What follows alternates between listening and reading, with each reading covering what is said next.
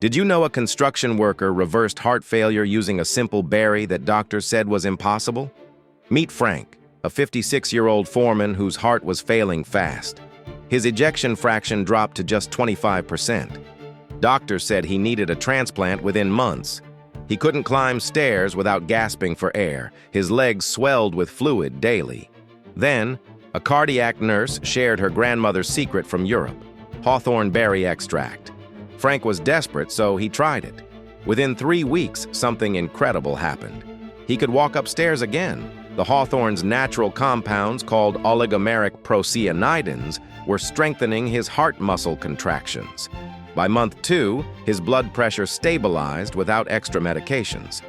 His heart rhythm returned to normal as the Vitexin and hyperoside improved oxygen delivery to his heart tissue. 3 months later, his cardiologist stared at the echocardiogram in disbelief. Frank's ejection fraction had jumped to 55%. The doctor said, quote, "I've never witnessed such dramatic cardiac regeneration from a botanical compound. It's medically impossible, yet undeniably real."